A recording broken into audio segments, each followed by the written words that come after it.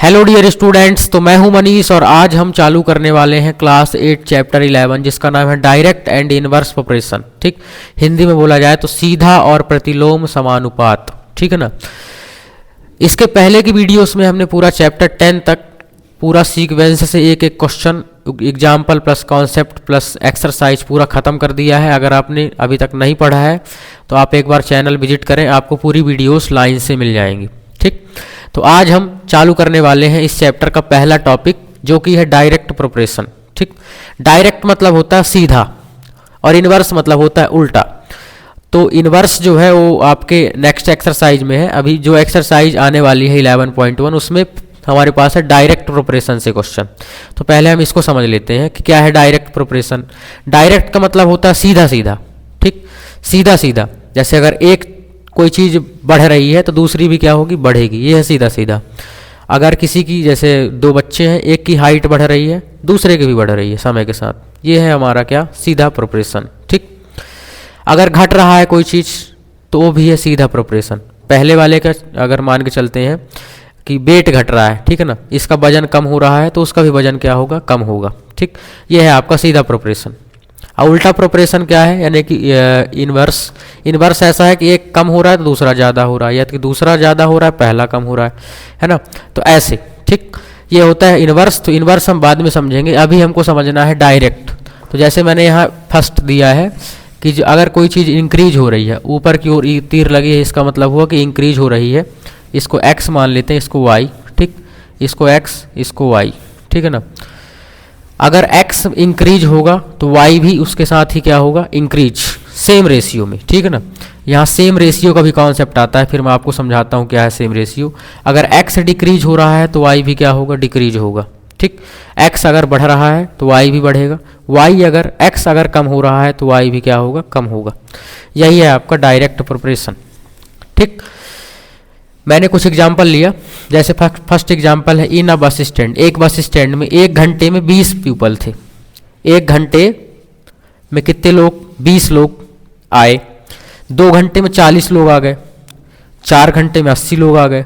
ठीक, तो ये देखो, इस टाइम बढ़ रहा है तो ऐसे पीपल भी बढ़ रहे हैं, मतलब ये इंक्रीज हो रहा है ना, टाइम इंक्रीज हो रहा है। जो टी से टाइम इंक्रीज हो रहा है तो पी से पीपल भी इंक्रीज हो रहे हैं यहाँ। ठीक, सेम रेशियो में होने चाहिए, ध्यान रखना है ना। ऐसे अगर मैं देखूं इन अ बस टेक अ डिस्टेंस, एक बस डिस्टेंस कवर करती है 200 किलोमीटर 4 घंटे में। 200 किलोमीटर कितने घंटे में, 4 घंटे में कवर करती है। 100 किलोमीटर 2 घंटे में कवर करती है। 50 किलोमीटर 1 घंटे में कवर करती है। ठीक, ये देखो यहाँ जो है ना किलोमीटर जो है वो डिक्रीज हो रहा है तो टाइम भी क्या हो रहा है, डिक्रीज हो रहा है। ठीक, यानी कि एक चीज़ अगर इंक्रीज हो रही है दूसरी भी क्या होगी, इंक्रीज। एक चीज़ डिक्रीज हो रही है दूसरी भी क्या होगी, डिक्रीज होगी। ठीक, तो मैं इन दोनों से आपको फार्मूला बना के बता देता हूँ इसका क्या होता है। ठीक, जैसे इसको मैं मान लेता हूँ x1, ठीक है ना, इसको मान लेता हूँ y1, इसको मान लेता हूँ x2, इसको मान लेता हूँ y2। अब सॉल्व करने का तरीका क्या होगा, ठीक है ना। इसका फॉर्मूला जो हमारे पास बनता है, एक चीज़ पहले और, अगर मैं इसका रेशियो निकालना चाहूँ तो जैसे इसका रेशियो क्या होगा, 1/20। पहला होगा 1/20। ठीक, इसका रेशियो क्या होगा, 2/40। इसको भी जब मैं कैंसिल करूँगा तो 1/20 ही आएगा। 2 1 जा 2, 22 जा 40। इसका भी 1/20 आया। इसको देखो 4/80, ये भी कैंसिल किया तो कितना आया, 1/20। तो ये भी 1/20 आया, ये भी 1/20, ये भी 1/20। तो मतलब इसका मतलब क्या था कि सेम रेशियो में कॉन्सेप्ट चल रहा था हमारा। पहले भी उसका रेशियो कितना था, 1/20 था, दूसरे में भी 1/20, इसमें भी 1/20 सेम आया। ठीक, ऐसे इसमें भी हम देखेंगे अगर तो 200 से अगर 4 को डिवाइड किया जाए, या कि 4 को 200 से इसको कैंसिल करने में कितना आएगा, 1/50 आएगा। ठीक, इसको देखो 2/100 करेंगे, इसको भी कैंसिल करने में 1/50 आएगा। और इसको भी ये तो है ही ऑलरेडी 1/50। तो इन सब का रेशियो क्या है हमारे पास, सेम। तो इसका मतलब ये हुआ कि अगर कोई चीज़ बढ़ रही है, दोनों बढ़ रही है तो बढ़ेगी सेम रेशियो में, घट रही है तो सेम रेशियो में घटेगी। यही क्या कहलाएगा, हमारा डायरेक्ट प्रोपोर्शन कहलाएगा। अब इसको सॉल्व करने का तरीका क्या है कि अगर मैं 2 ठो पकड़ता हूँ, कोई भी 2 ठो, ठीक, तो ये x1 मान लिया, इसको x2, y1 y2। तो इसको सॉल्व करने का फॉर्मूला जो बनता है वो बनता है x1 डिवाइडेड बाई y1, ठीक, equal to x2 divided by y2। ध्यान रखना है, ऊपर वाले को x बोलना है, नीचे वाले को क्या बोलना है, y, और इसी के अकॉर्डिंग हम इसको सॉल्व करेंगे। तो ये आपका फॉर्मूला इसमें बन के निकलता है, कोई फार्मूला है नहीं, बस बना दिया गया समझने के लिए। जब मैं एग्जाम्पल लूँगा तो आपको पूरा क्लियर हो जाएगा क्वेश्चन से। तो ये था हमारा डायरेक्ट प्रोपोर्शन, इसमें ज़्यादा कुछ समझने की जरूरत नहीं है, बस इतना समझना है कि अगर एक चीज़ बढ़ रही है तो सेम रेशियो में दूसरी चीज़ बढ़ेगी, घट रही है तो सेम रेशियो में दूसरी चीज़ भी घटेगी। तो चलिए मैं आपको एग्जांपल लेके समझाता हूँ। एग्जांपल 1 से लेकर 5 तक हम इसमें देखेंगे, एक एक से देखते हैं तो आपको एक क्लियर हो जाएगा कॉन्सेप्ट कि कैसे सॉल्व किया जाता है। तो बने रहिए वीडियो में, चलिए शुरू करते हैं। तो डायरेक्ट प्रोपोर्शन के अकॉर्डिंग हमारे पास एग्जाम्पल नंबर 1 है, पहले इसको देखते हैं और समझने का प्रयास करते हैं, तो आपको क्लियर हो जाएगा कि डायरेक्ट प्रोपोर्शन क्या है और इसको कैसे सॉल्व किया जाता है, ठीक। तो पहले मैं एग्जांपल पढ़ता हूँ, क्या लिखा है देखिए फर्स्ट क्वेश्चन में, the cost of 5 metre of a particular quality of cloth is 210 rupees. यानी कि एक विशेष प्रकार का जो कपड़ा है 5 मीटर की कॉस्ट कितनी है उसकी, 210 रुपीज़ है। 5 मीटर कपड़े की 5 मीटर कपड़े की जो कॉस्ट है वो कितनी है, 210 रुपीज़। इसमें लिखा है टेबुलेट, यानी कि सारणीबद्ध कीजिए, सारणी बनाइए, टेबल बना के ऐसा दिखाइए, द कॉस्ट ऑफ 2, 4, 10 एंड 13, ठीक, 2, 4, 10 and 13 metre of cloth the same type, ठीक, कि सेम टाइप का कपड़ा, ठीक, 2 मीटर हो तो उसकी कॉस्ट कितनी होगी, 4 मीटर हो तो उसकी कॉस्ट कितनी होगी, 10 मीटर हो तो उसकी कॉस्ट कितनी होगी, 13 मीटर हो तो उसकी कॉस्ट कितनी होगी। इसके लिए एक टेबल बनाना है, फिर सॉल्व भी कर देंगे, ठीक है। तो मैं आपको समझाता हूँ, देखिए कैसे। हमारे पास यहाँ 2 चीज़ें हैं, पहला है कॉस्ट, पहला क्या है, कॉस्ट है, और दूसरा है क्या, जो क्लॉथ है वो मीटर में कितना है, ठीक।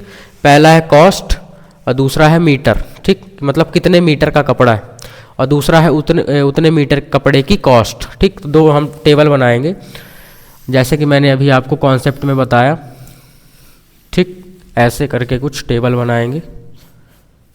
सब में ऐसा ही बनाना है, आगे जितने भी क्वेश्चन हम सॉल्व करेंगे 2 टेबल बनानी पड़ेगी, ठीक। एक टेबल मैं ऊपर मैं लिख लेता हूँ, कुछ भी मैं लिख सकता हूँ, ठीक है ना। यहाँ मैं लिख सकता हूँ क्लॉथ, ठीक, इन किसमें, मीटर में, ठीक है ना, मीटर्स, क्लॉथ मीटर्स में कितना है हम इस टेबल में लिखेंगे, और उसी के जस्ट नीचे लिखेंगे कॉस्ट, है ना, कॉस्ट इन रुपीस, रुपीस में कॉस्ट, ठीक। तो फर्स्ट जो हमारे पास गिवन है, क्या गिवन है कि 5 मीटर की कॉस्ट कितनी है, 210 रुपीज़। तो क्लॉथ कितना है, 5 मीटर, तो कॉस्ट कितनी है, 10 रुपीज़, सॉरी 210 रुपीज़। फिर हमको क्या फाइंड करना है, 2 मीटर जब क्लॉथ होगा, देखो जब 2 मीटर क्लॉथ होगा तो यहाँ पास क्या आएगा, जैसे 5 मीटर है तो 210 आया, अब वैसे ही 2 मीटर जब होगा तो कितने रुपए का होगा, ठीक। ऐसे ही फाइंड करना है हमको कि जब 4 मीटर होगा तो कितने का होगा, 10 मीटर होगा तो कितने का होगा, ठीक। और एक और है कि जब 13 मीटर होगा तो कितने का होगा, ठीक। तो अभी इसके जस्ट पहले मैंने बताया, इसको x बोलते हैं, इसको y, ऐसे हम मान सकते हैं कि ये पहला वाला x है, दूसरा वाला क्या है, y है। तो x1, y1, x1, x2, x3, x4, x5 इसको मान लेते हैं। इधर x, y1, अब जो खाली है उसको सीधी सी बात मानना है, और इसका जो रेशियो होगा इनके रेशियो के इक्वल होगा। अभी जस्ट मैंने इसके पहले आपको डायरेक्ट प्रोपोर्शन में कॉन्सेप्ट क्लियर किया, ठीक, कि इसका जो रेशियो होगा इन सब के रेशियो के क्या होगा, इक्वल। तो ऊपर वाला x है, नीचे वाले को हम y मान लेते हैं, तो इधर y ये मान लेते हैं, ये y है, तो इधर y1 दे देते हैं इसको। y1 की वैल्यू पहली फाइंड करनी है, दूसरी फाइंड करनी है y2 की, तीसरी y3 की, चौथी y4 की, ठीक। यहाँ जो भी रहेगा उसको मैं एक वेरिएबल मान लिया y1, इसको मान लिया y2, y3, y4, ठीक। अब इन सब की वैल्यू मैं फाइंड कर दूंगा, क्योंकि मैं जानता हूँ कि इन दोनों का जो रेशियो होगा, इसका जो रेशियो होगा इन सब के रेशियो के क्या होगा, इक्वल। यही है डायरेक्ट प्रोपोर्शन, ठीक, कि जितना ये इंक्रीज हो रहा है उसके अकॉर्डिंग ये इंक्रीज हो रहा है, ऐसे जितना ये इंक्रीज हुआ उसके अकॉर्डिंग ये इंक्रीज होगा, डिक्रीज होगा तो दोनों डिक्रीज होगा, ठीक। तो अभी मैं देखिए क्या करता हूँ कि ये 5 to 110, ठीक, इनका जो रेशियो है वो किसके रेशियो के इक्वल है, 2 and y के, ठीक। तो ऐसा मैं कर लेता हूँ, डायरेक्ट भी मैं लिख सकता हूँ। कैसे लिख सकता हूँ डायरेक्ट, जैसे कि आपके बुक में भी लिखा है डायरेक्ट, ठीक है ना। अगर मेरे को पहला y1 की वैल्यू निकालनी, ठीक है ना, तो मैं क्या करता हूँ, इन दोनों को अपॉन करता हूँ। सीधी सी बात, देखिए किसके किसकी वैल्यू निकालनी है, एक इसकी 2/y, 4/y2, y/y3, sorry 10/y3, 13/y4। मेरे को 4 चीज़ों की वैल्यू निकालनी है। मैं 4 वैल्यू निकाल के दिखाता हूँ आपको, ठीक है, कि वहाँ क्या आएगा। फर्स्ट है 2/y1, 2/y1।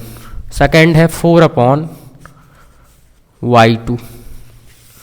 थर्ड है 10/y3। फोर्थ है 13/y4, ठीक। ये 4 चीज़ें मेरे को पता चल गई, है ना। ये 2 इसको लाइन को अपॉन मान लो y1, 4/y2, 10/y3, 13/y4। और ये जो 5/210 है वो सबके रेशियो के इक्वल होगा, ठीक। तो मैं ऐसे इक्वल लगा के लिख देता हूँ, 5/210, इधर भी 5/210, इधर भी 5/210, और इधर भी 5/210, ठीक। अब इसको सॉल्व करना है और आंसर गेट करना है, ठीक है। कुछ ज़्यादा दिमाग नहीं लगाना है।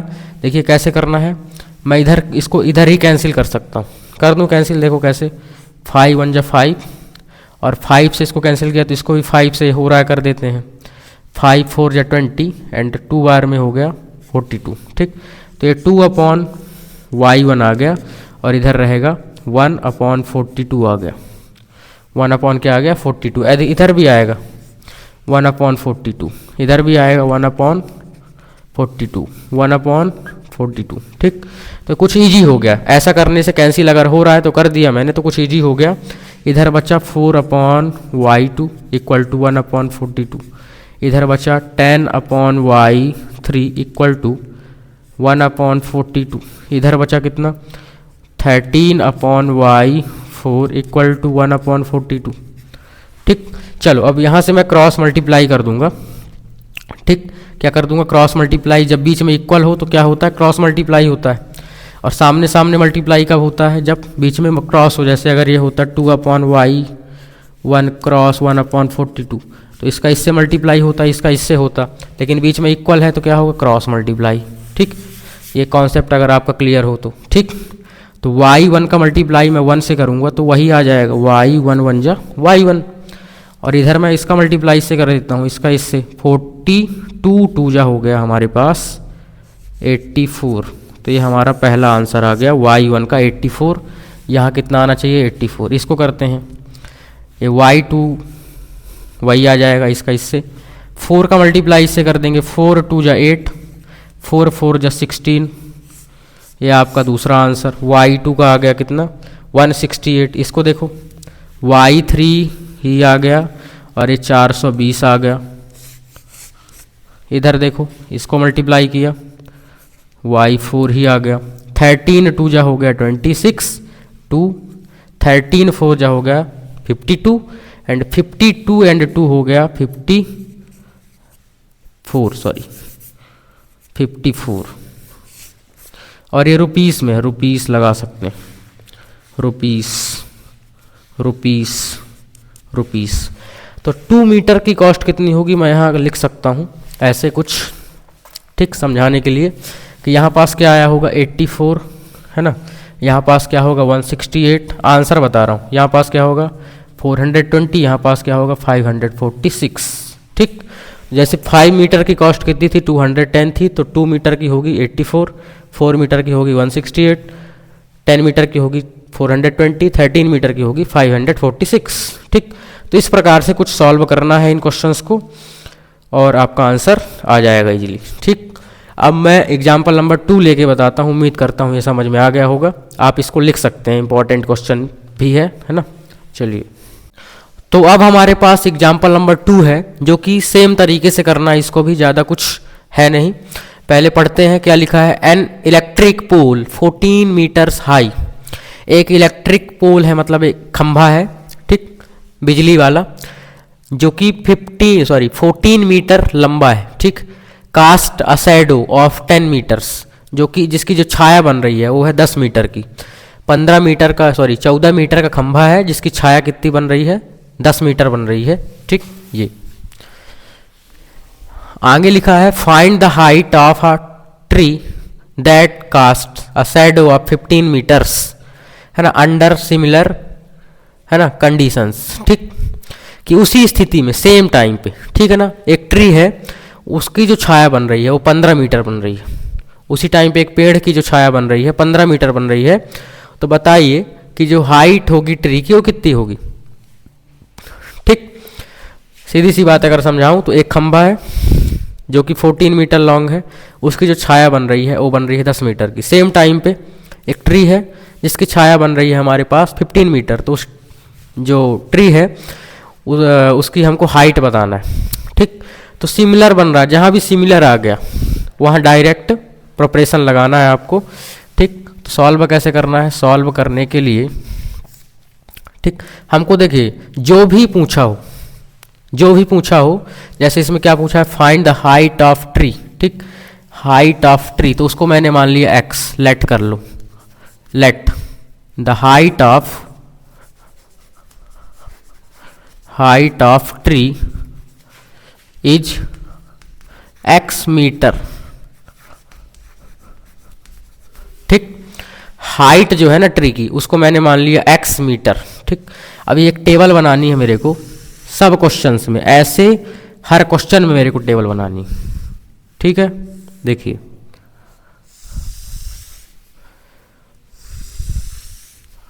ठीक, ऐसे हर क्वेश्चन में टेबल बनानी है। और इसमें मैं लिखता हूं, इधर मैं लिख लेता हूं। देखिए इसमें दो अलग अलग चीजें, पहला है पोल और दूसरा है ट्री, ठीक। तो हाइट ऑफ, इन दोनों को ऑब्जेक्ट बोल सकते हैं, जैसे कि क्वेश्चन में भी लिखा है बुक में, ठीक। ये दोनों ऑब्जेक्ट हैं, तो हाइट ऑफ पोल लिख लो, चलो पोल ट्री, ऐसे मैं लिख लेता हूं, पोल की एंड ट्री की, ठीक। और इसका लेंथ ऑफ शैडो, ठीक। ये किस में है, ये चीज है आपकी मीटर में, इन मीटर, ये चीज भी है इन मीटर, तो ऐसे इन मीटर लिख सकते हैं, ठीक। थोड़ा मैं अच्छे से लिख देता हूं, ठीक।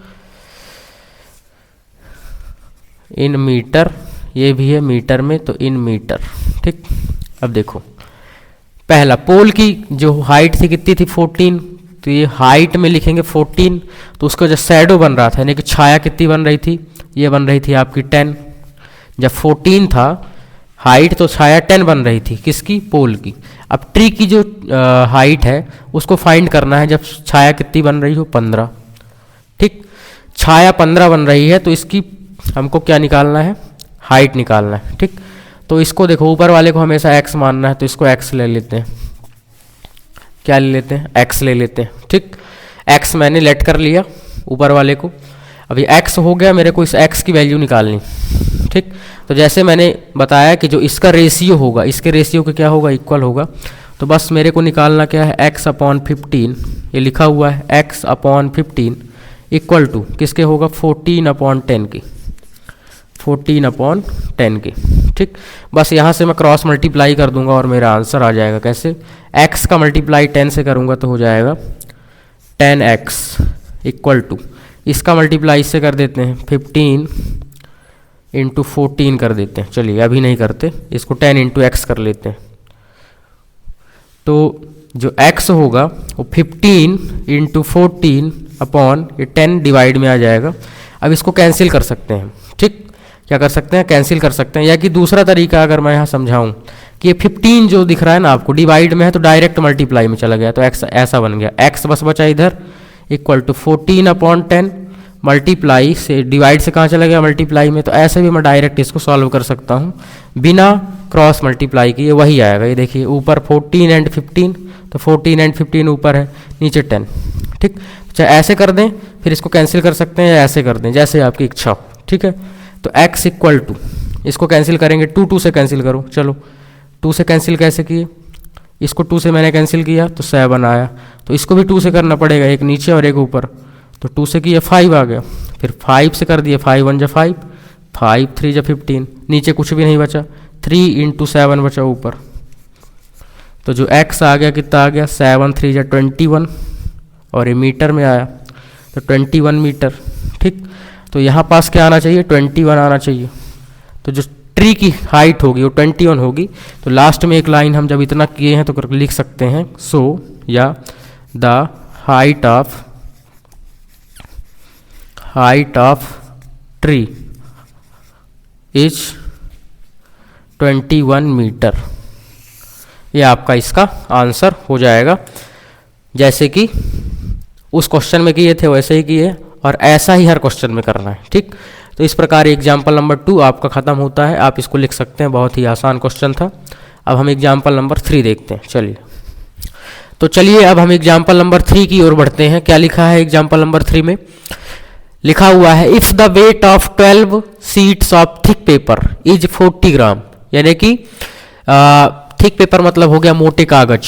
ठीक, 12 मोटे कागज की सीट है जिसका वेट कितना है, 40 ग्राम है। ध्यान देना है ग्राम में है वेट, वेट किस में है, ग्राम में। How many sheets of the same paper would weigh 2.5 kilogram. ठीक, तो हमको बताना है कि अगर 2.5 किलो कागज हो जाए, सेम कागज जितना मोटा इसमें था 12 सीट में, उतना ही मोटा कागज इसमें हो जाए, और कागज का जो वेट रहे कितना हो, 2.5 किलो। ठीक, तो हमको बताना है कि उसका जो मतलब 2.5 किलो अगर वेट हो तो कितने कागज आएंगे। सीधी सी बात है कि 12 सीट में इतना वेट है तो कितनी सीट में इतना वेट होगा। ठीक, तो एक चीज़ हमने यहाँ ध्यान दिया, देखो ये सीट तो ठीक है हम निकाल लेंगे नंबर ऑफ सीट, एक चीज़ ग्राम में है, एक किलोग्राम में, तो या तो इसको किलोग्राम में चेंज कर लो, इसको ग्राम में चेंज कर लो, तो ग्राम में चेंज करना ज़्यादा सही रहेगा। ठीक, तो मैं यहाँ लिखता हूँ, देखिए हमसे पूछा गया है कि हाउ मैनी सीट्स मतलब number of seats in 2.5 kg, ठीक, पेपर में। ठीक है ना, तो मैं यहाँ देखिए क्या लिखता हूँ, नंबर ऑफ, मेरे को फाइंड करना है ना, number of seats in 2.5 kg paper. ठीक, तो कितना होगा, मैंने इसको लेट कर लिया, x लेट कर लिया। ठीक है ना, अब एक चीज़ मैं यहाँ आपको ये समझा दूँ कि 2.5 kg को जब मैं मीटर में ग्राम में चेंज करूँगा तो 2 का मतलब हो गया 2.5 kg का मतलब क्या होता है, कितने ग्राम होता है, 2000 ग्राम, प्लस 2 kg मतलब 2000 ग्राम, हाफ kg मतलब हो गया 500 ग्राम, मतलब 2500 ग्राम। तो 2.5 किलो की जगह मैं लिख सकता हूँ 2500 ग्राम। ठीक, अब मैं एक टेबल बना लेता हूं जैसे कि हमने हर एक क्वेश्चन में बनाया है। ठीक, ऐसे ये ठीक, यहां मैं क्या लिखता हूं, नंबर ऑफ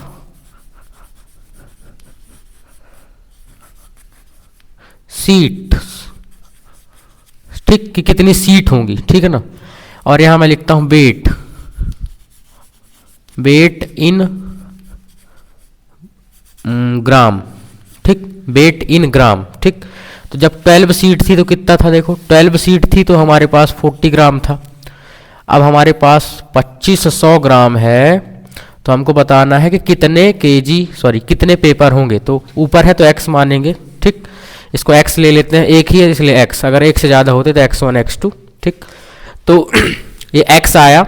अब मेरे को इस x की वैल्यू निकालनी है, तो जैसे मैंने हर क्वेश्चन में किया, कैसे किया है कि जो x अपॉन 2500 है ना, इसका जो रेशियो है, इसके रेशियो के क्या है, इक्वल, तो x अपॉन 2500 इक्वल टू 12/40, 12/40 कर दिया मैंने। ठीक, बस यहाँ से मैं आंसर निकाल लूँगा। कैसे, डायरेक्ट करते हैं, देखिए x की वैल्यू चाहिए ना, ये डिवाइड में है तो इधर भेज दो, मल्टीप्लाई में हो गया, इधर सिर्फ बचा x इक्वल टू 12/40, ये डिवाइड से चला गया मल्टीप्लाई में, और इसका एक जीरो कैंसिल हुआ, 4 1 जा 4, और ये हो गया आपका 12 4 3 12। ठीक, तो x इक्वल टू इधर 3 बचा, मल्टीप्लाई 25 एंड 1 0, तो इसका जैसे मैं मल्टीप्लाई करूँगा तो 75 मतलब 750 सीट्स आ जाएंगी।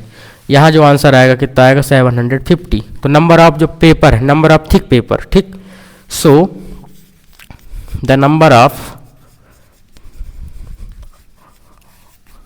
थिक पेपर्स वो हो जाएगा हमारे पास कितना 750। समझ में आया? तो कुछ इस तरीके से करना था जैसे कि हर क्वेश्चन को हमने किया है। ज़्यादा दिक्कत नहीं है ऐसे क्वेश्चनों में, सिर्फ टेबल बनानी है और जो मिसिंग है उसको निकाल देना है ना, डायरेक्ट प्रोपरेशन लगा के। तो कुछ इस प्रकार से सॉल्व करना था। आप इसको राइट कर सकते हैं, इंपॉर्टेंट क्वेश्चन है। अब एग्जाम्पल नंबर 4 हम देखेंगे, तो आप इसको लिख सकते हैं। चलिए, तो अब हमारे पास एग्जाम्पल नंबर 4 है जिसमें 2 क्वेश्चन है, लेकिन करना सेम तरीके से है, ज़्यादा घबराने की जरूरत नहीं है। देखिए पहले क्या लिखा है, अ train is moving at the uniform speed of 75 kilometre per hour. ठीक, कि एक स्पीड जो है, सॉरी एक ट्रेन जो है 75 किलोमीटर पर आवर के हिसाब से क्या हो रही है, मूव कर रही है, बढ़ रही है आगे। फिर इसमें 2 क्वेश्चन है, how far will it take 20 minute. तो हम बताइए कि 20 मिनट में यह कितना दूरी चलेगी, पहला क्वेश्चन। दूसरा question, find the time required to cover a distance of 250 kilometre. दूसरा क्वेश्चन कि अगर वह जो ट्रेन है 250 किलोमीटर चल चुकी होती है तो बताइए कितना टाइम लगेगा। एक में डिस्टेंस बताना है, एक में टाइम बताना है। ठीक, तो देखिए जो हमारे पास क्वेश्चन है उसमें 1 घंटे का दिया हुआ है, ठीक है ना, टाइम है 1 घंटा और जो स्पीड है वो है 75 किलोमीटर। ठीक, तो मैं यहाँ एक टेबल बना लेता हूँ। फर्स्ट क्वेश्चन में सॉल्व करता हूँ। फर्स्ट क्वेश्चन के लिए अलग टेबल बनेगी, सेकेंड क्वेश्चन के लिए अलग टेबल बनेगी, ठीक है ना। ये दोनों क्वेश्चंस के लिए मैं अलग से इधर कर लेता हूँ। देखिए कुछ ऐसे, या कि एक में ही बना सकते हैं, ऐसा कुछ जरूरी नहीं है कि 2 बनाएं, एक में ही बना सकते हैं, लेकिन मैं अलग अलग बताऊंगा तो ज़्यादा समझ में आएगा। ठीक, तो हमको पहले निकालना है how far will the take travel 20 kilometre, ठीक है ना। तो let the distance in 20 kilometre, इसको हमने मान लिया x, ठीक, सॉरी 20 मिनट x किलोमीटर मान लिया हमने, कि जो 20 किलोमीटर में ट्रेन द्वारा चला गया डिस्टेंस है वो x किलोमीटर है। तो मैं इसके लिए एक टेबल बना लेता हूं कुछ ऐसे, है ना, जिसमें फर्स्ट टेबल में मैं लिखूंगा क्या, फर्स्ट टेबल में लिखूंगा स्पीड, सेकेंड टेबल में मैं लिखता हूं टाइम। ठीक, टाइम इन आवर या मिनट लिख लेता हूं, इन आवर, इन मिनट लिख लेते हैं। चलिए मिनट, क्योंकि मिनट में पूछा है ना तो मिनट लिख लेते हैं, मिनट्स।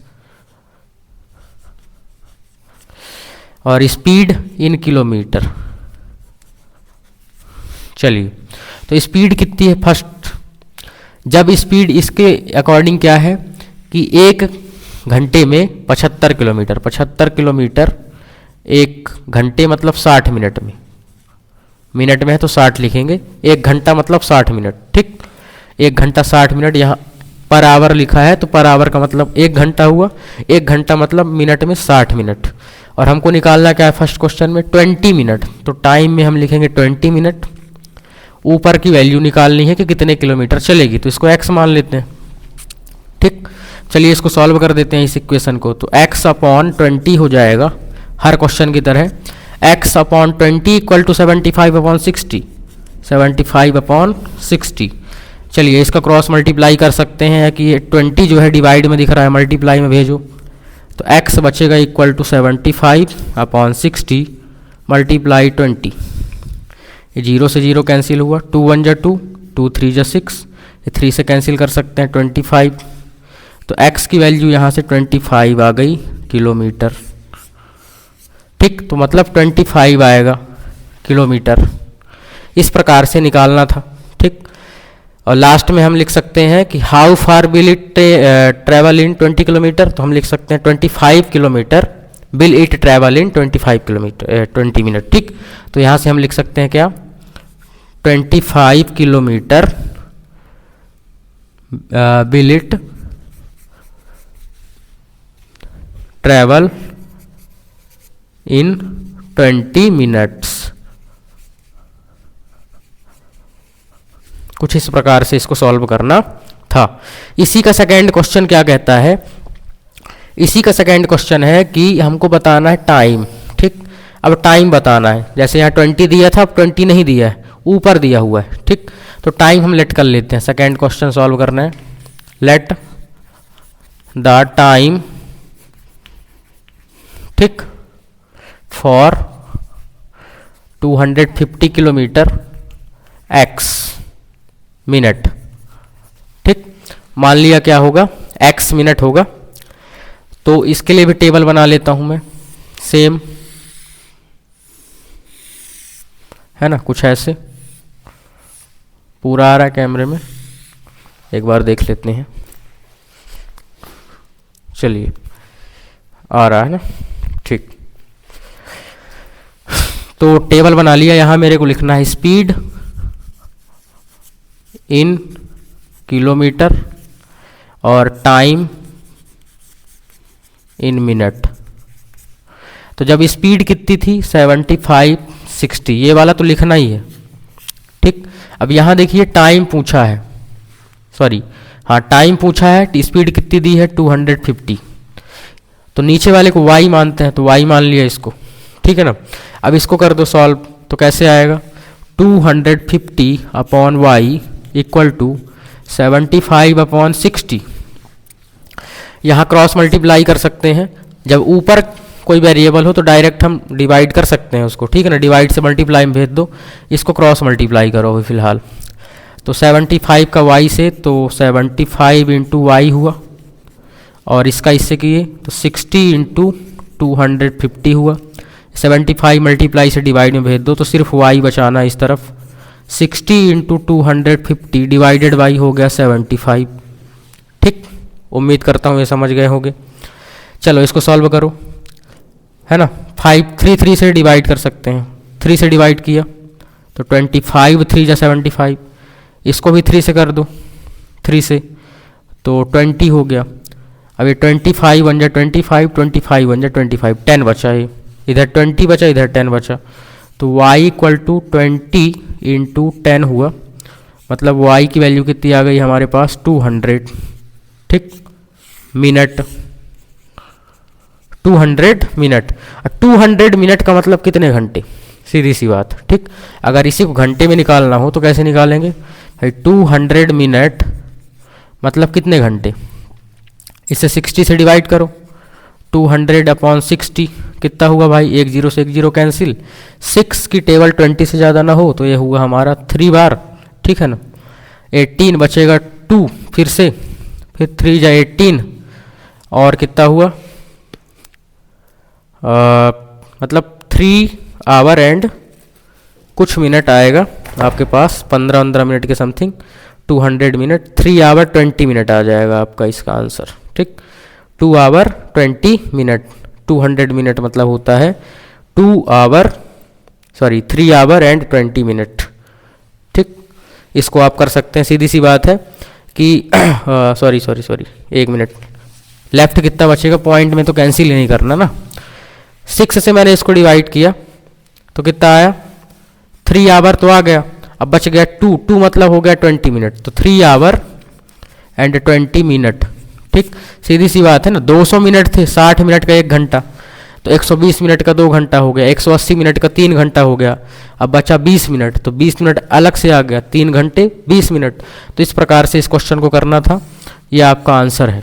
ठीक, तो 3 घंटे 20 मिनट इसका आंसर हो जाएगा।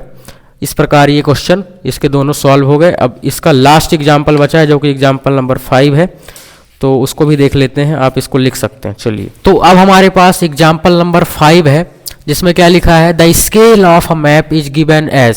ठीक, एक स्केल है, मैप है जो जिसका स्केल कितना दिया हुआ है 1 सेंटीमीटर इक्वल टू 300 किलोमीटर, मतलब 1 सेंटीमीटर स्केल में जितना है ना, स्केल में अगर 1 सेंटीमीटर है मैप में, तो रियल लाइफ में कितना है 300 किलोमीटर। यानी कि 300 किलोमीटर का मतलब ये हो गया, जैसे ये 1 रेशियो कितना हो गया है 300 kilometre. 2 cities are 4 centimetre apart of on the map, मतलब मैप में 2 सिटी है, उनके बीच का जो डिस्टेंस है वो 4 किलोमीटर है। Find the actual distance between them, ठीक है ना।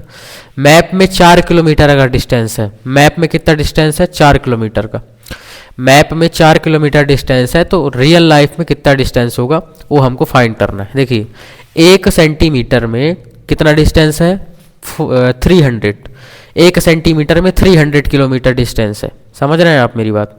1 सेंटीमीटर में 300 किलोमीटर डिस्टेंस है, ठीक। 300 ही है ना, 300 नहीं है भाई, ये इतना है, देखो ये जितना लिखा है, 1 में इतना, ठीक। ये 3 जीरो हटा दिए जाए तो इतना बचता है, ठीक है ना। चलिए इसके हिसाब से हम देखेंगे। तो हम पहले एक टेबल बना लेते हैं, कैसे, जैसे हर क्वेश्चन में हमने किया है, ठीक। देखो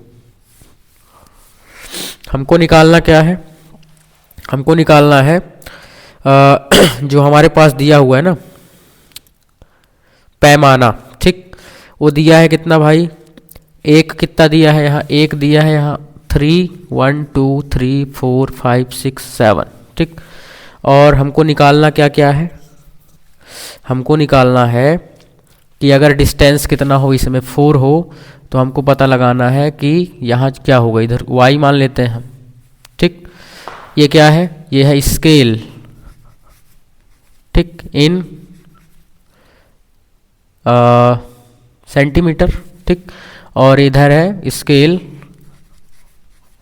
इन किलोमीटर, ठीक। ये चीज़ें आपको दी हुई है बुक में, थोड़ा दूसरे तरीके से, इसमें मैंने दूसरे तरीके से बता दिया। तो देखो हमको निकालना है y की वैल्यू, ठीक है ना। Find the actual distance between them, तो हमने मान लिया let the actual distance between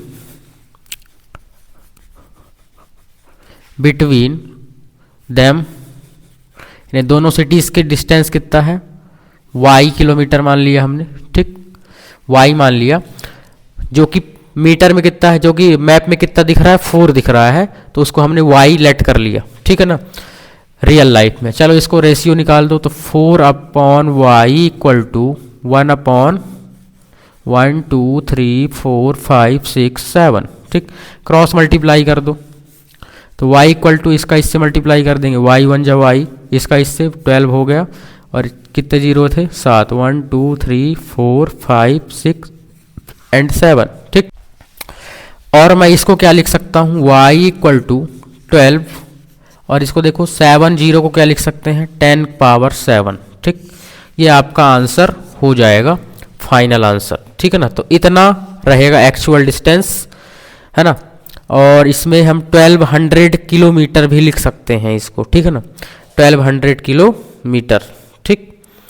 ये जो दिया हुआ है शायद मीटर किस में दिया है, mm में दिया हुआ है, ठीक है ना, mm में दिया है। तो जब इसको मीटर में चेंज करेंगे तो हमारा इसका जो y आएगा कितना आएगा, वो आएगा हमारे पास 12, और इसका मतलब हो जाएगा 100, ठीक। तो 1200 हो जाएगा, किलोमीटर आ जाएगा, ठीक।